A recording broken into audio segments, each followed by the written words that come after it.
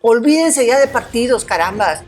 Hay que enfocarse en el 2 de junio. Hay que enfocarse en ir a votar. Cualquier otro factor, como hacer un nuevo partido. Salvo que uno esté como Dante Delgado, ¿verdad? De la nueva política, cuando él tiene prácticamente décadas en lo mismo. Pero hablando de la política tal cual, no tiene uno por qué desacreditar el hecho que tú tengas personas con amplia experiencia política, con amplia trayectoria, queriendo fundar un nuevo proyecto político. Eso no lo deslegitima. 33% que ya decidieron el voto, un 40% que lo están decidiendo durante la campaña que todavía no termina, un 10% que lo decide en la última semana y un 15% que lo decide el día de las elecciones. Quienes nos quieren vender que este arroz ya se coció, no saben cocinar arroces.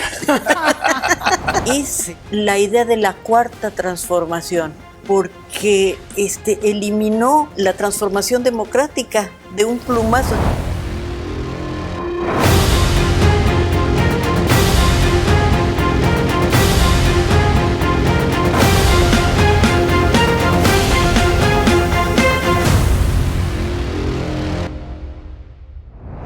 Bienvenidos a una emisión más de Fuego Cruzado. Se van acercando las elecciones. Hay muchos temas que debemos platicar, de los que tenemos que aprender, y como siempre le agradezco mucho a Dulce María Sauri que nos acompañe. Bienvenida, hola, como siempre. Hola, Gastón, y hola a todas y todos. Federico Berrueto, bienvenido. Muchas gracias, Gastón, un placer. No, hombre, al contrario. Hoy nos acompaña la doctora Cristina Puga. Es un honor tenerla aquí. Doctora, qué gusto. Gracias, Gastón, por la invitación. No, hombre, al contrario. Y el doctor Leonardo Valdés nos acompaña. ¿Cómo está? Muy bien, muchas gracias. Qué felicidad estar aquí con ustedes. No, hombre, al contrario, al contrario. Y bueno, pues el día de hoy vamos a platicar del futuro, decía la doctora hace un momento. ¿Qué nos depara el futuro para el 3 de junio? ¿Qué debemos esperar de las reacciones? ¿Qué debemos esperar de los resultados tan pegados? Pueden estar muy pegados. ¿Cuáles son las reacciones que esperamos? Y me gustaría, Dulce, si me permites empezar contigo. ¿Cómo te imaginas ese 3 de junio? ¿Cómo me gustaría imaginarlo primero? Vamos a empezar por lo positivo. Sí.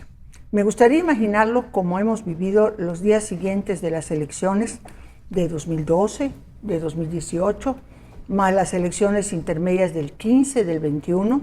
Es decir, hay ganadores, hay derrotados y hay, vamos a decir, un respeto a los resultados, tanto a los primeros resultados que se dan mediante el PREP como al cómputo que se hace al miércoles siguiente, y que todas las inconformidades van a los tribunales, se fundamentan y van para que quienes tienen la responsabilidad de revisar definan quién tiene la razón y quién no la tiene. Eso es lo que a mí me gustaría ver. ¿Qué es lo que creo que va a pasar? A ver. Me parece que vamos a ver situaciones que creíamos ya completamente erradicadas de nuestro horizonte electoral. Me parece que va a empezar desde la noche misma, donde van a haber casillas y secciones electorales con una presión de ciudadanía que va a estar muy pendiente de cómo van a contar sus votos, que va a estar muy pendiente del momento en que se pegan las sábanas para tomarle las fotos e enviarlas. Ciudadanía que va a estar inclusive acompañando el paquete electoral por el miedo que en el camino los malosos que andan circulando por todos lados intervengan. Y no sigo con lo demás, es decir, cuidar los paquetes electorales, cuidar que no sea vulnerado el centro distrital, que finalmente el miércoles puedan contar. Mientras tenemos dos cosas que a mí me preocupan muchísimo. Yo sé que el PREP es difícil de vulnerar. Eso a mí no me preocupa. Me preocupa el conteo rápido. Okay. Y me preocupa que por primera vez, hasta donde sea, aquí están los especialistas, ¿no?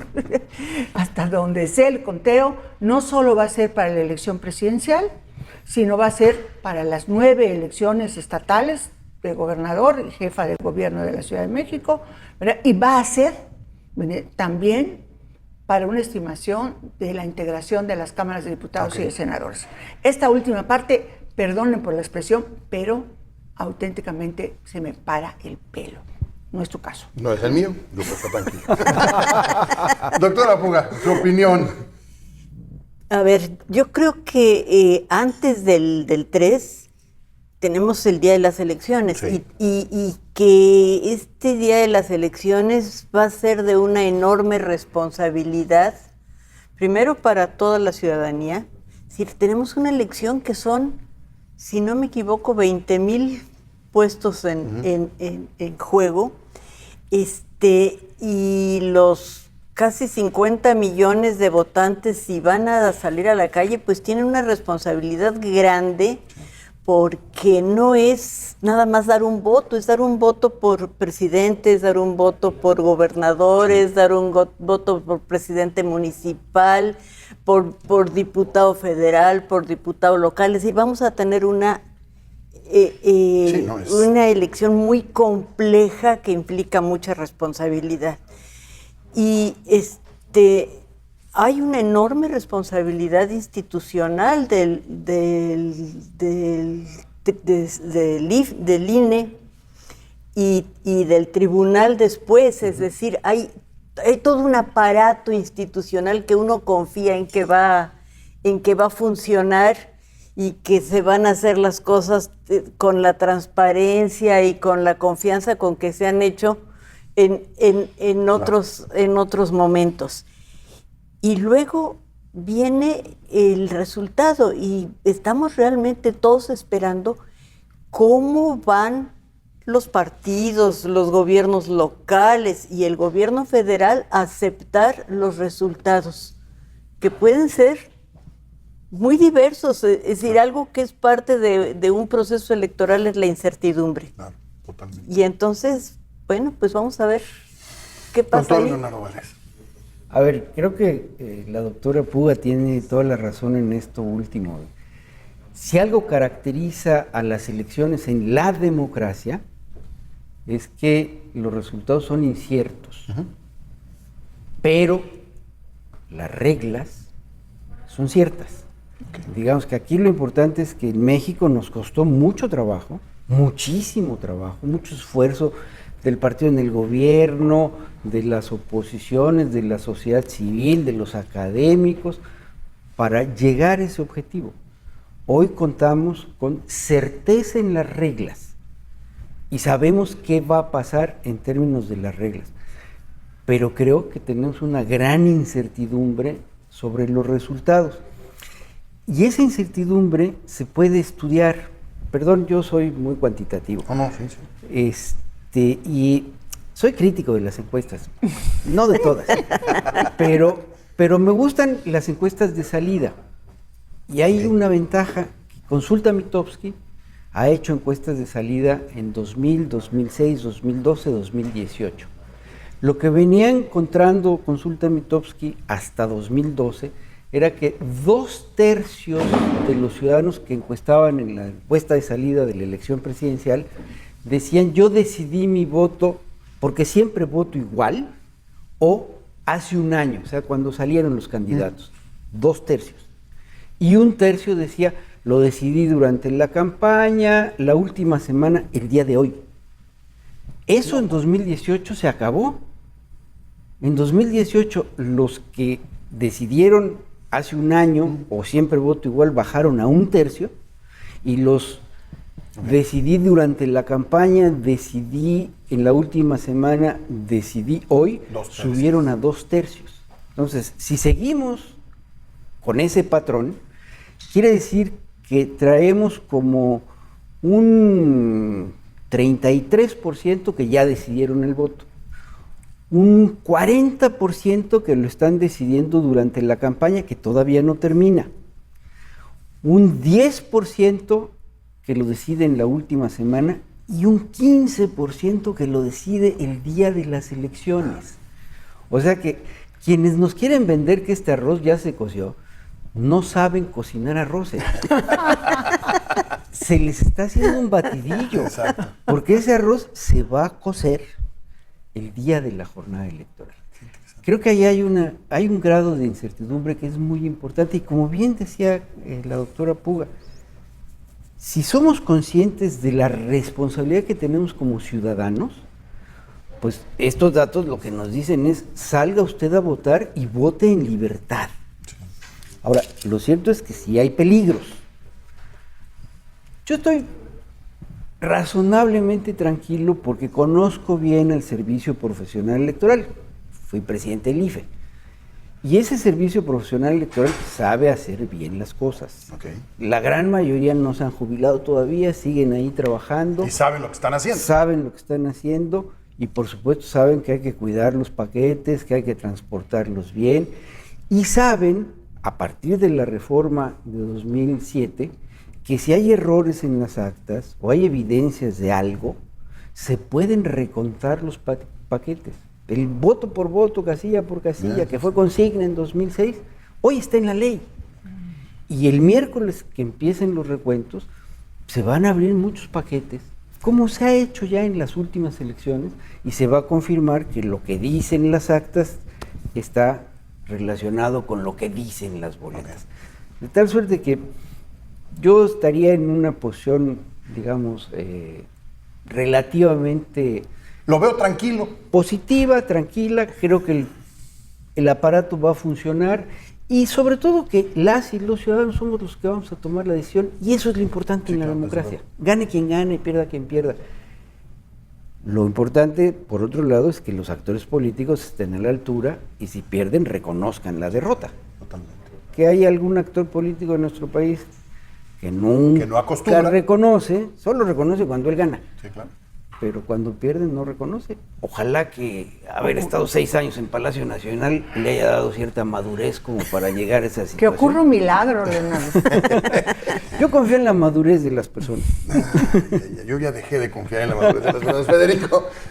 Muchas gracias. No, hombre, la verdad es que me da un enorme gusto cómo en este espacio 3 perspectivas o planos de entender este enorme desafío que es la elección del 2 de junio, con la experiencia política de Dulce, que es única en el país por todo lo que representa y ha vivido.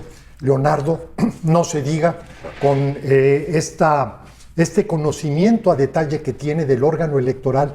Las elecciones son procesos sumamente complejos, técnicos, sobre todo la jornada electoral, y tener la presencia aquí de Leonardo es un privilegio. Y no se diga, pues, de nuestra querida amiga Cristina, con esta visión académica serena, profunda, rigurosa, que siempre aporta mucho, da luz a lo que es las distintas visiones que hay en torno a la elección. De mi parte, yo lo que puedo decir es que yo soy sumamente preocupado por la singularidad de esta elección. Creo que estamos viviendo ya desde ahora un fraude electoral que empezó incluso desde hace tiempo. Un fraude que se basa fundamentalmente en la inequidad de la elección, en un presidente que una y otra vez interviene en la elección y esto altera las condiciones de normalidad para no la emisión del voto como tal, sino cómo se van construyendo estas preferencias. Y una autoridad, además, que tiene efectos multiplicadores. Si lo hace el presidente, lo hace el gobierno en su conjunto. Si lo hace el gobierno federal, lo hacen también los gobiernos de los estados. Y si a esto agregamos la presencia del crimen organizado, ya lo tuvimos en el 21, el presidente dice que se portaron requete bien. Sin embargo, sí vemos que hay estados donde la elección se resolvió de gobernador por una estrecha diferencia. Sí. Y ahí existe fundada sospecha de que el voto, digamos, impulsado, promovido, presionado por parte del crimen, fue el que pudo haber definido el desenlace. Eso lo hace ilegítimo el resultado. Pues no nada más ilegítimo, estamos precisamente frente a la amenaza mayor que ha tenido la democracia nacional. O sea, no estamos en condiciones de una normalidad democrática. Y dadas esas consideraciones, entonces podemos pensar en la jornada electoral. La mayor tranquilidad que tenemos para la jornada electoral es lo que nos dice Leonardo. Tenemos un servicio civil electoral con una enorme experiencia, con una enorme confiabilidad y desde luego que eso es muy alentador. Sin embargo, por otra parte, también tenemos pues una inclinación del ejercicio de la política al margen de las reglas. Y eso no nada más se traduce a un presidente que interviene en la elección, sino eventualmente a un activismo que pensaríamos que ya estaba en la historia, es decir, la alteración de lo que es el ejercicio o la libertad del votante. Y sobre esta consideración, ¿cuál es el optimismo que nos queda, o al menos los que estamos viendo con enorme preocupación? La participación ciudadana. Creo que la participación ciudadana es la que tiene el poder, conjuntamente con la confiabilidad del servicio electoral, para poder conjurar las dos grandes amenazas que hay sobre el proceso electoral. La intervención del gobierno, la pérdida de esta imparcialidad y, por otra parte, la presencia del crimen organizado. De manera tal que si tenemos una presencia ciudadana lo suficientemente sólida, estamos hablando de números de 65 o por arriba del 65, creo que esto nos permite aventurar pues de que vamos a tener una elección representativa de lo que es la voluntad mayoría de los mexicanos. ¿Qué es lo que me preocupa? Que frente a una elección injusta, ¿verdad?, complica enormemente el reconocimiento de la derrota.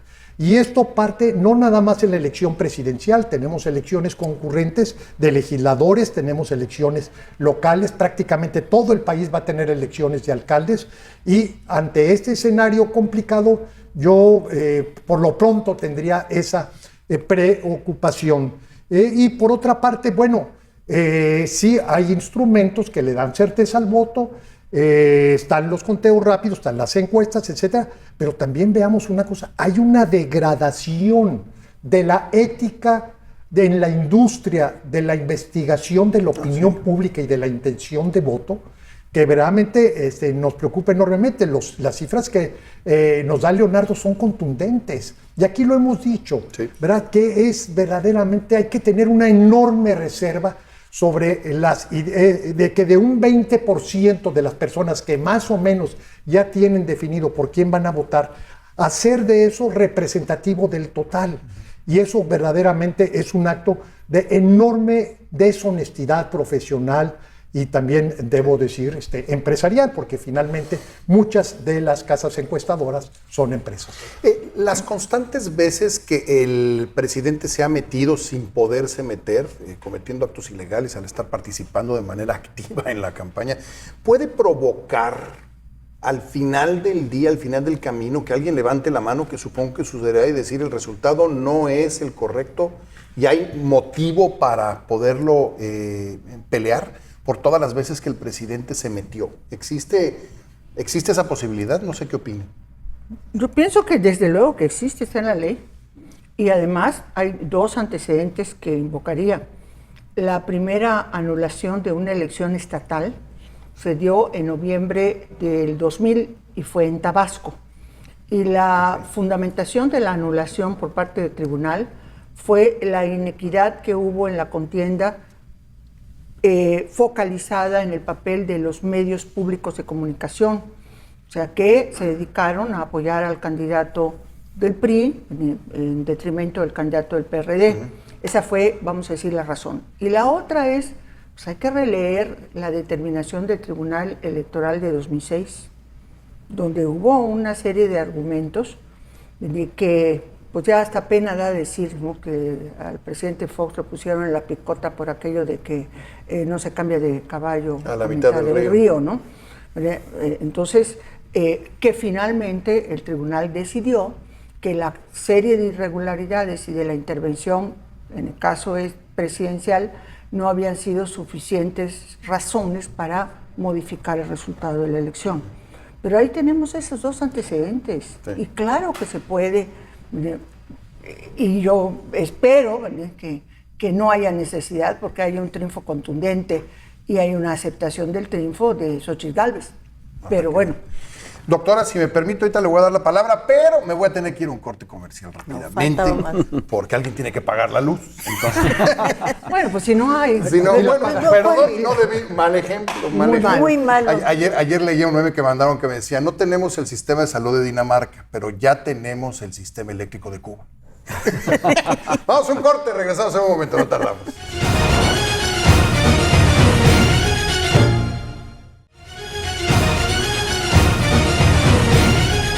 Estamos de regreso estamos de regreso en Fuego Cruzado. Doctora Puga, le interrumpí la respuesta y esta pregunta que hacíamos sobre lo que legalmente procede por lo hecho por el presidente, si hay algo que se vaya a hacer, se deba hacer o pueda pasar. Bueno, deseablemente que no se tenga que hacer, que no se tenga que hacer nada, que haya aceptación y que en todo caso lo que proceda sea más disperso entre todos los estados, las gubernaturas, las presidencias municipales que están a disputa y no en la elección presidencial.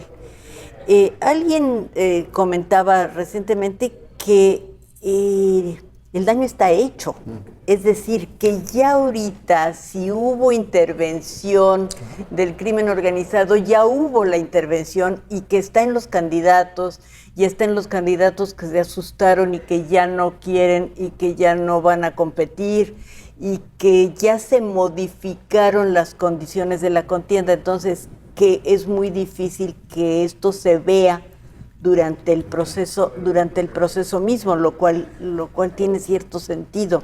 Sí. Es decir, entonces no es tan fácil levantar un acta porque hace 3 meses nos cambiaron al candidato cuando lo hemos dejado correr estos 3 meses.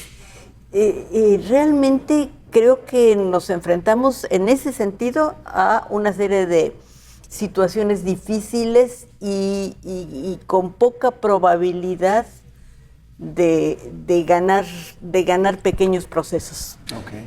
Pero eso de alguna manera lo que entiendo entonces es que si en el caso de que ganara Claudia Sheinbaum hay elementos para levantar la mano y decir eso no procede. Sí, claro, por supuesto. Entonces debemos suponer que si eso sucede tendrá que pasar. Sí, claro. Lo que tiene que pasar. Sucederá. ¿Y entonces? Hay 2 cosas a las que me quiero referir. Uno, tiene razón Federico, esta elección es muy singular. Han sucedido cosas que nunca habían sucedido. Y los antecedentes que Dulce María pone en la mesa son correctos, exactos, pero además tuvieron consecuencias jurídicas, porque aquella sentencia de 2006 del tribunal se convirtió en el punto de partida de una reforma que reformó la Constitución y le prohibió a los funcionarios públicos, incluido el presidente de la República, ser parciales en los procesos electorales. Exacto. Entonces eso está en la Constitución. Lo que ha hecho el presidente López Obrador es violar la Constitución. El presidente Calderón, siendo yo consejero presidente, la violó una vez. Le dijimos, se enojó. La violó una segunda vez. Se enojó más, pero dejó de hacerlo. Okay. Y llegamos a la elección de 2012 y no intervino, no metió la mano. Entiendo, de esto Lorenzo Córdoba dará fe más precisa, pero también el presidente Peña violó 2 veces la Constitución y también el INE dijo violó la Constitución y pues dejó de hacerlo y no se metió en la elección de 18. Según las cuentas de la opinión pública, el presidente López Obrador lleva como 30 violaciones en la Constitución. Efectivamente, eso sí configura una inequidad en la contienda porque ha violado favoreciendo a la candidata de su partido. No ha violado por violar, ha violado por favorecer a la candidata de su partido. Y eso sí es una causal de nulidad de la elección por inequidad en el proceso electoral. Hay quienes dicen, bueno, pero también podría suceder que si gana la otra candidata, se alegue lo mismo. No, pero de parte de quién? No, justamente al revés, porque la agraviada en este proceso es la candidata de la oposición, sí, claro, es la única que puede alegar que hay inequidad en la elección. Claro. Ahora, lo cierto es que en esos juicios el tema, hay 2 temas importantes. Uno, la probanza. No siempre es fácil probar lo que los perdedores dicen que sucedió. Uh-huh. En este caso, la probanza son documentales públicas, acuerdos de la Comisión de Quejas del INE, que dicen hay violación a la Constitución, y sentencias de la Sala Especializada del Tribunal. O sea que aquí la probanza es documental pública, ahí está. Sí. El tema siempre complejo, y ahí es donde los abogados tienen un margen de maniobra, es incide sobre el proceso electoral, incide sobre el resultado de la elección o no.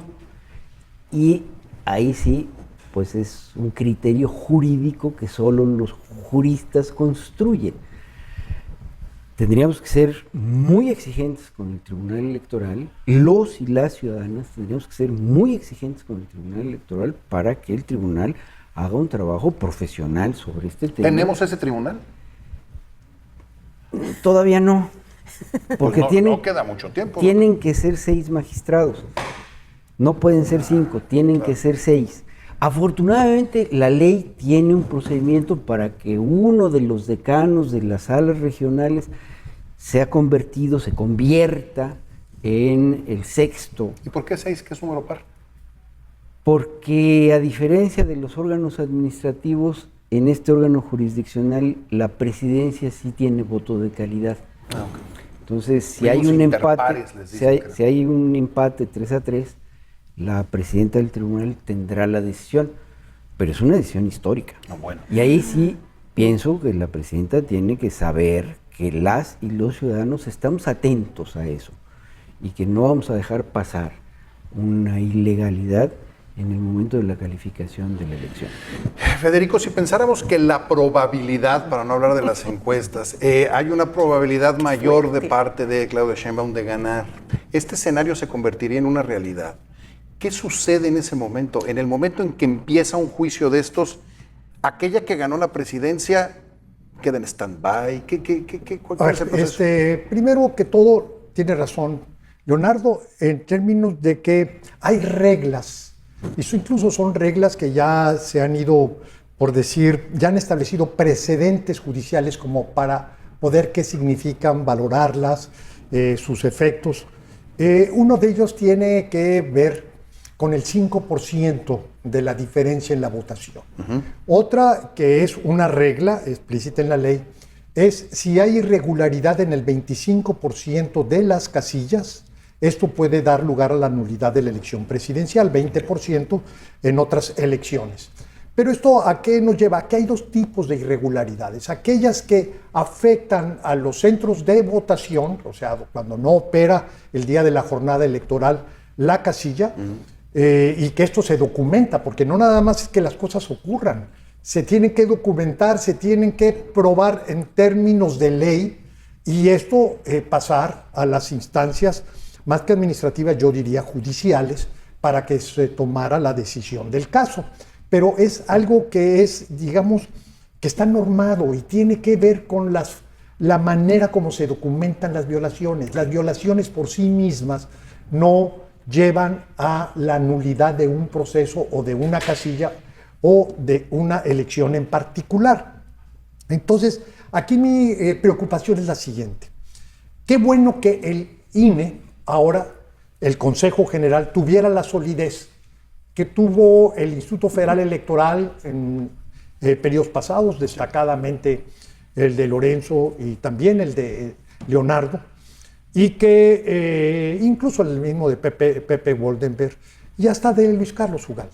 Creo que estamos en un momento donde no es que la mayoría del Consejo, yo sigo viendo en los integrantes del Consejo mayoría de gente seria, confiable, pero de cualquier forma, bueno, están sujetos a una enorme presión.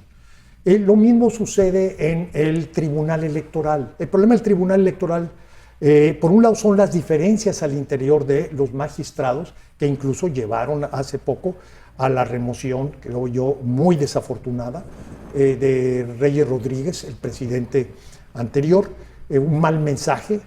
Y por otro lado, pues hay dos vacantes que deliberadamente el presidente se ha propuesto pues, no integrar. Ya se pasará a un procedimiento extraordinario de cubrir una vacante para que sean 6 magistrados. Pero bueno, lo que quiero decir es que el peor momento del país en términos electorales no lo estamos viviendo con los órganos electorales en su mejor momento. Y esto no deja de contribuir o es un elemento adicional hacia no la incertidumbre democrática, que eso es común o es propio, sino justamente a lo que señalaba Leonardo, lo que no debe ocurrir, incertidumbre sobre las reglas y la aplicación de las reglas. Sí. Y eso es lo que más preocupa en torno a la elección propia. Y es que cualquiera de los dos resultados que se dé, hay total incertidumbre, no por el resultado, sino por lo que puede pasar a partir del resultado. Yo te diría, en términos de legalidad, no le veo yo problema, aunque sea una diferencia estrecha, cuando gana la oposición. Y es una regla en general, no es porque yo aquí esté oteando la bandera de la oposición o de Xóchitl Gálvez. Yo diría que una diferencia a favor de la oposición es muy sólida.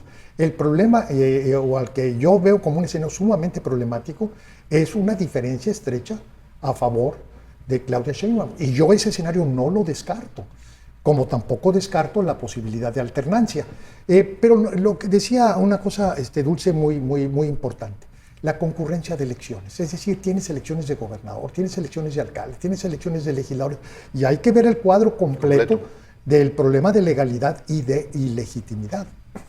La ilegitimidad de la presidencial, ¿puede eso provocar entonces, se desencadena un caos completo? A ver, lo que pasa es que durante muchos años luchamos en México para cerrar una gran brecha que habría entre la legalidad y la legitimidad. O sea, ¿por qué siempre tuvimos una normatividad electoral que aún en los momentos de hegemonía del PRI se ejecutaba fielmente? O sea, nadie podía decir que había violación a la ley electoral, legalidad. Sin embargo, empezó a haber un déficit de legitimidad de los presidentes de la República. Yo recuerdo particularmente el momento en que el presidente Ernesto Zedillo, el día 3 de diciembre, acababa de tomar posesión en 1994, en el vestíbulo de la Cámara de Diputados tuvo una reunión con los que acabamos de iniciar la legislatura, y ahí habló que su elección había sido legal, pero que su elección no había sido equitativa. O sea, no dijo la palabra ilegítima, pero dijo no fue equitativa, y básicamente él ubicó esa inequidad en el uso de los recursos públicos, ¿verdad?, y en el tema de los medios de comunicación. 3 de diciembre de 94. Y eso lo dijo el presidente. Lo dijo el presidente. El ya presidente, entonces. El presidente Ernesto Zedillo, en la Cámara de Diputados, que fue el momento en que se abrió esa larguísima negociación para la reforma político-electoral que culminaría en 1996. Pero la reforma a partir del 97 aparentemente cerró esa brecha entre la legitimidad y la legalidad. Yo diría que a partir de ese año, las siguientes elecciones, significativamente la del 2000, la del 2006, 2012, 2018, fueron elecciones en que se juntaron la legalidad y la legitimidad. Eso no lo puedo decir para la elección que viene. Me parece que hay un divorcio. No sé qué tan lejos esté o qué tan grande sea la brecha que se ha abierto entre la legalidad y la legitimidad. Podemos tener posiblemente una presidenta legalmente electa, pero si es Claudia Sheinbaum, no va a ser legítimamente electa. Doctora. Es que creo que parte de todo este discurso permanente de la presencia del discurso presidencial es justamente para hacernos llegar a la conclusión opuesta. Es decir, para que si gana la oposición, el pueblo bueno sienta que es ilegítimo. Es legal, pero es ilegítimo, porque lo que nos han dicho todos los días, todas las mañanas en la mañanera, es que el resultado va a ser otro. Entonces, creo que el riesgo que tenemos es que haya una percepción popular amplia de que hay ilegitimidad en el proceso, si efectivamente los resultados son muy cerrados y si quien gana es la oposición. Ahora, a mí lo que me preocupa es que cuando las instituciones son débiles y tienen que entrar con toda su potencia a poner orden, generalmente acatamos pero tengo la impresión de que no tenemos instituciones, como lo hemos estado diciendo ahorita, lo suficientemente fuertes como para que todos acatemos. Y la verdad es que con cualquiera de los resultados estamos metidos en un brete. No se ve esto muy divertido, que digamos. No, no está nada divertido. ¿Por qué? Porque, bueno, efectivamente, la reforma 96 resolvió el tema del dinero, porque además creó en el Código Penal un capítulo de delitos electorales, y usar dinero público para apoyar candidatos es delito electoral. Eso de ahí está. Luego, la reforma de 2007 le dio otra vuelta a la tuerca, porque resolvió el tema de los medios de comunicación, el acceso a los partidos equitativo a los medios de comunicación. Íbamos muy bien, íbamos muy bien. Yo diría que incluso con el presidente Zedillo empezó a desestructurarse el presidencialismo, que es un tema de cultura. Esta broma que hacían, que cuando el presidente, hasta antes de Zedillo, preguntaba qué hora es, todo el mundo le decía la que usted diga, señor presidente. Bueno, eso se empezó a desestructurar, y los mexicanos y las mexicanas empezamos a pensar que el presidente no siempre tenía toda la razón. Luego con Fox, pues la mitad de los mexicanos decíamos el presidente Fox no tiene la razón. Con Calderón, otra parte decía no tiene la razón. Con Peña, una parte grande, quizá mayoritaria, decía no tiene la razón. Pero algo pasó, como que ese presidencialismo cultural que estaba dormido despertó a partir de 2018. Y entonces ahora tenemos que el presidente tiene toda la razón, siempre, en todo momento. Creo que ahí hay un elemento institucional. Ganó la mayoría del Congreso. Todos los anteriores habían tenido gobiernos divididos. Y el gobierno dividido hace que se pueda dudar del presidente. Claro. El gobierno no dividido hace que no se pueda dudar del presidente. Y eso ha debilitado a las instituciones. Porque la debilidad hoy del tribunal es responsabilidad del Senado de la República. La debilidad del Consejo General del INE hoy es responsabilidad de la Cámara de Diputados. Es la primera vez que se elige a los consejeros por sorteo. Siempre había sido por acuerdo de las fuerzas políticas. Hoy se tuvo que llegar al sorteo. Y claro, pusieron en las urnas, en las ánforas, aquellos que estaban más o menos cercanos al régimen, a la presidencia, al partido mayoritario. Entonces la debilidad es producto de el mal funcionamiento del Poder Legislativo, de la subordinación del Poder Legislativo a la Presidencia de la República. ¿Qué nos queda? La ciudadanía. Lo único que nos queda es la ciudadanía. Esa que salió a marchar con la marea rosa, esa es la que le puede y le debe exigir a las instituciones que funcionen bien. Voy a tener que ir a un corte. Me gustaría dejar dos temas para el tercer bloque que creo que es importante. Si el daño a la democracia es tal que tenemos que volver a construirla a partir del 3.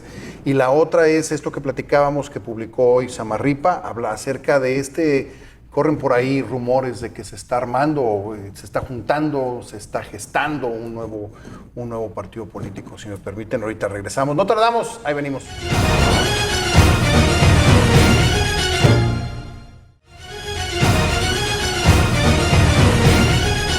Estamos de regreso. La pregunta que hacíamos hace un momento es si el daño democrático está hecho y tenemos que empezar a reconstruir la democracia a partir del 3 de junio o no. Federico.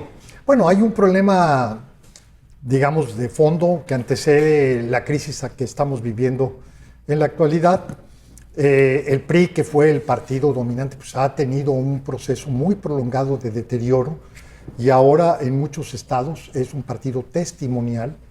Es una fuerza, además, que creo que la competencia actual todavía la está consumiendo, a la organización la está consumiendo todavía más. Y aquí, pensando en el sistema de partidos a futuro, en parte tendrá que ver con el desenlace de la elección.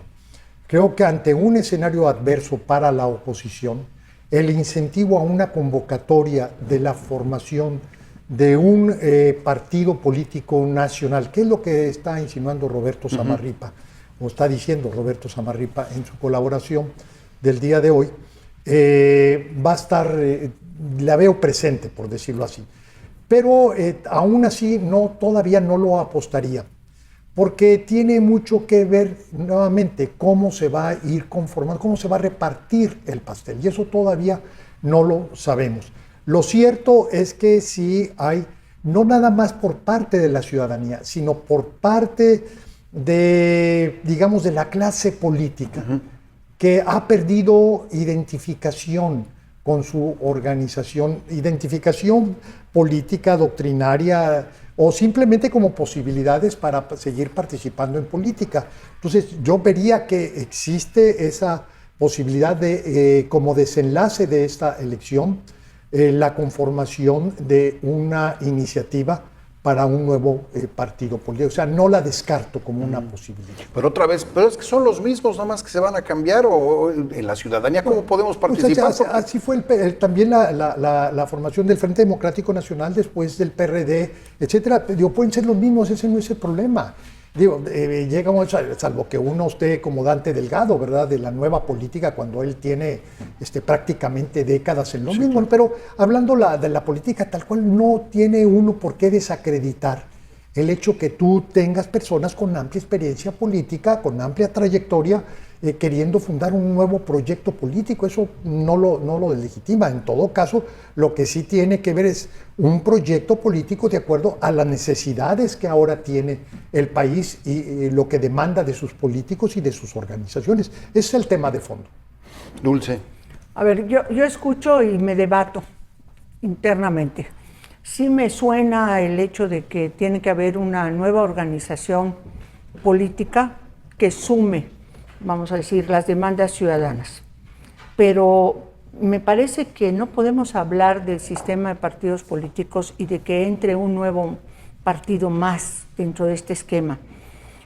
Sería prácticamente que toda esa vitalidad ciudadana que se ha expresado a lo largo de estos meses, encapsularla, ¿verdad? Y automáticamente, como cuando metes a una flor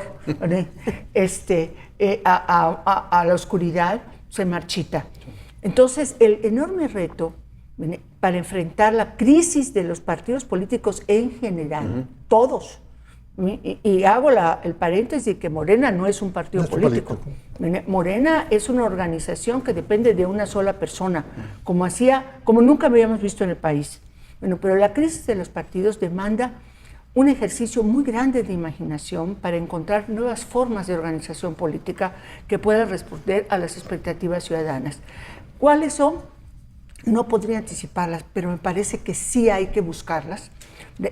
Pero, aquí sí haría una apelación, olvídense ya de partidos, carambas. Hay que enfocarse en el 2 de junio, hay que enfocarse en ir a votar. Cualquier otro factor, como hacer un nuevo partido, dejémoselo a los analistas. Orgánicamente ahorita no hay más que una acción, que es ir a votar y hacerlo por las candidaturas que representa la opción de verdad, de libertad, que representa Xóchitl Gálvez. Doctora, ¿viene una reconformación entonces? A ver, a mí me gustaría contestarle la otra pregunta, que es la de ¿qué pasa con la democracia? Es decir, hay que volver a empezar. ¿Hay que volver a empezar o no? Y yo creo que ahí, es decir, de un lado hemos tenido demostraciones de que hay una ciudadanía que sigue reconociendo a sus instituciones y a todo el trabajo que se hizo en los últimos, 20, 30 años de construcción institucional para defender la democracia. Pero también es cierto que ha habido un discurso, y ahí déjeme decirle que si algo yo le reprocho al gobierno actual, más allá de cosas que uno puede aceptarle, es la idea de la cuarta transformación, porque eliminó la transformación democrática de un plumazo. Es decir, la primera era la independencia, la segunda era la reforma, la tercera era la revolución, y la cuarta, que era la de la transición democrática, la eliminó. Y entonces resultó que la cuarta es ahora. Y creo que esa cuarta transformación, ahora, si hubiera dicho la quinta transformación, no me enojaba. Pero la cuarta transformación es la que hicimos ¿La que lo llevó al poder? en los últimos 30 años, la que aseguró su triunfo y la que tenemos que defender. Porque costó mucho trabajo, es la que es la Comisión de Derechos Humanos, el Instituto de Acceso a la Información, todas las reformas de las que ha hablado Leonardo al instituto electoral y a todas las leyes electorales, el funcionamiento en el Congreso. Es decir, ignorar todo eso ahí sí que es como en regresarnos al punto de partida como en serpientes y escaleras. Sí. Entonces, Habrá mucho que reconstruir entonces, ¿no? pues más que reconstruir, defender. Sí. Exactamente. Doctor. Según The Economist, esta revista inglesa, México ya no es una democracia imperfecta, que lo éramos. Ahora es un régimen híbrido. Esto quiere decir que hay elecciones, pero las decisiones no se toman en las elecciones. Es un autoritarismo. O sea, es una democracia fingida, en pocas palabras. Es un autoritarismo disfrazado. De 2019 a 2023 caímos de 6.09, que era democracia imperfecta, a 5.14, que es este régimen híbrido. Y esto lo miden para todos los países del mundo, es un índice muy grande.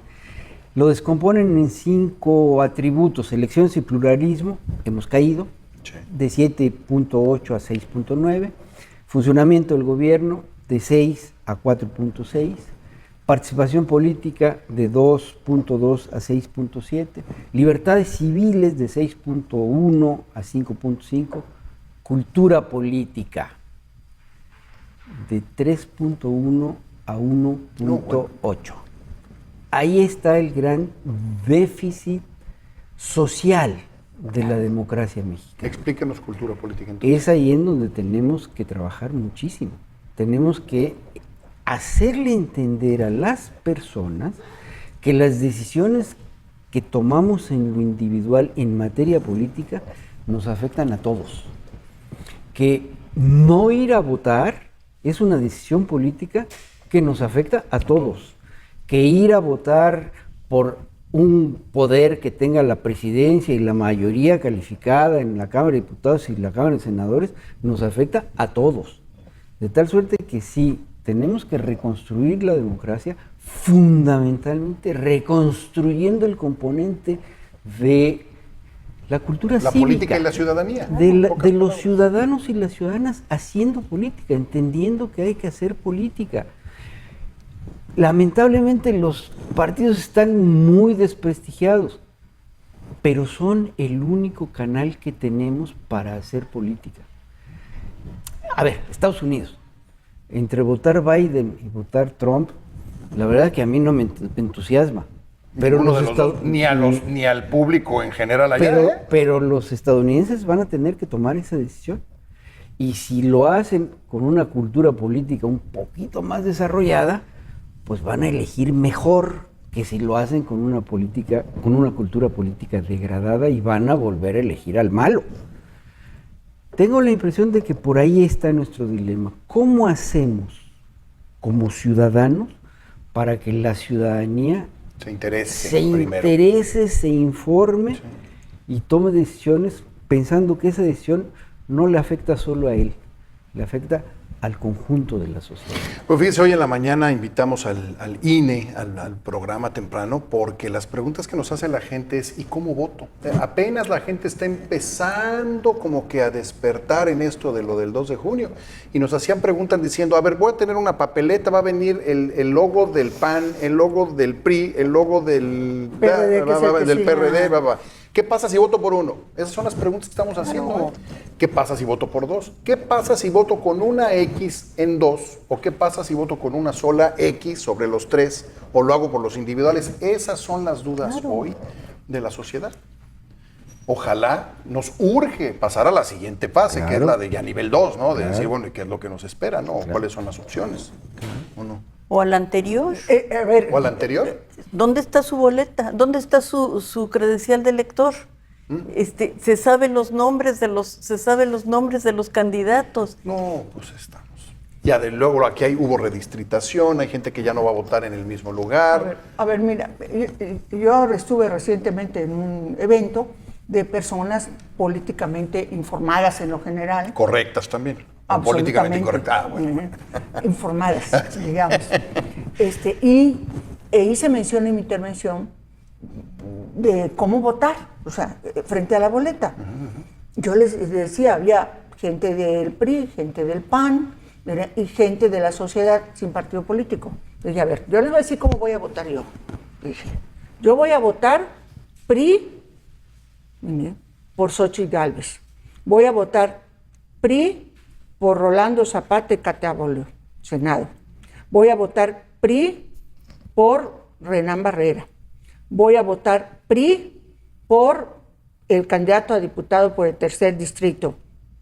Voy a votar PRI por el candidato del 2º distrito local y voy a votar PRI por la candidata a presidenta municipal. Esa es una 6 de 6. Cecilia Patrón. ¿Por qué? Porque yo soy del PRI. Aquí si hay del PAN, voten los 6 del PAN. Y si hay alguno del PRD, cuídese, porque la candidatura a gobernador no va con nosotros. Exacto, es que ahí es donde se complica. Dije, y la ciudadanía, elija uno, elija su camión. Si quiere su camión PRI, pues PRI. Si quiere su camión PAN, PAN. Y déjense ya de preocupar. 6 de 6 por un partido político. Federico, en estos últimos minutos, un comentario para ir cerrando. Sí, lo que diría es algo que normalmente obviamos o no consideramos, es el impacto que tienen los comicios locales, la competencia local sobre lo nacional. Nos hemos acostumbrado, y creo que eso era propio para el 18, no lo fue para el 21 y mucho menos, creo que va a ser para el 24, que de lo nacional decante a lo local, como ocurrió en el 18. Yo más bien creo, y es un elemento más de la incertidumbre a la cual ustedes se han referido, es el impacto de lo local sobre lo nacional, especialmente en la contienda de legisladores. Y ahí es donde veo yo que hay condiciones, y lo veo como un resultado alentador, positivo, el regreso de la pluralidad al Congreso. Lo veo como parte de esta dinámica esencialmente ciudadana, y que parte de lo local. Y creo que es un proceso muy, muy sano, porque algo que hemos padecido en estos últimos años es nuevamente el centralismo frente a lo que ha sido el municipalismo y el federalismo. Sí. Doctora Puga, para cerrar. Pues para cerrar, de nuevo, hacer el llamado a que la ciudadanía se haga el propósito firme de participar independientemente de si ya tiene un candidato o no lo tiene, de que hay que ir ese día, hay que formarse en las filas, hay que tener la credencial a la mano y dejar testimonio y dejar prueba de que estuvo uno ahí y de que fue parte de un proceso. Sí, doctor Valdés. Hay que ir temprano, sobre todo aquí que hace tanto calor, hay que ir temprano, pero además hay que ir con la idea de que está muy bien que los políticos, las políticas voten sus 6 de 6, está perfecto. Nada más que los ciudadanos tendríamos que considerar algunas otras cosas. Por ejemplo, en la elección de diputados federales se juega el registro de los partidos. Entonces, de pronto, algunos que voten PRI o PAN para presidencia y en las locales, podrían considerar que si le dan el voto de diputados federales al PRD, le ayudan a conservar su registro. También esas consideraciones tenemos que hacer las y los ciudadanos, claro, porque no se trata nada más de pensar en que podría haber nuevos partidos. ¿Cómo le hacemos también para salvar a los que hay? Son malos, sí son malos, pero no tenemos otros. De tal suerte que creo que los ciudadanos están suficientemente maduros, las ciudadanas están suficientemente maduras para pensar en votos complejos. Y Yucatán es la cuna del voto más sofisticado del mundo. En 2018, yo lo he estudiado con mucho detalle, fue un voto muy sofisticado que hubo aquí en Yucatán. Sí. En estos 15, 20 segundos, Dulce, para cerrar. Recojo perfectamente lo que dice Leonardo. Y sí, participar, como bien señala Cristina, votar por la opción mejor, votar sin miedo. Y cuando digo sin miedo me refiero a que nadie le va a quitar programas sociales si votan por una opción distinta de Morena. Así es. O sea, eso sí está gravitando sobre la decisión de muchas personas. Y recordar una cosa, el voto es secreto. Y hasta les puedo contar, si les piden un screenshot de su voto, cómo podemos hacer para que se los muestren y ya no tengan problema. La tecnología todo lo arregla. Sí, exacto, todo se arregla ahí. Votar sin miedo y votar por la opción que consideren desde su corazón y su compromiso ciudadano como la mejor. Doctora Cristina Pogú, un verdadero honor que esté aquí con nosotros, un gusto tenerla. Encantada de haber estado aquí. Muchas gracias por la invitación. Doctor Leonardo Valdés, muchísimas gracias. Un gusto y un honor tenerlo aquí sentado y escuchar y aprender de ustedes siempre se agradece. Muchas gracias. Y yo siempre les digo lo mismo a ustedes, pero se lo repito con todo el cariño del mundo. Es un verdadero gusto tenerlos en la mesa, es un verdadero gusto aprender de ustedes y conocer sus pasiones.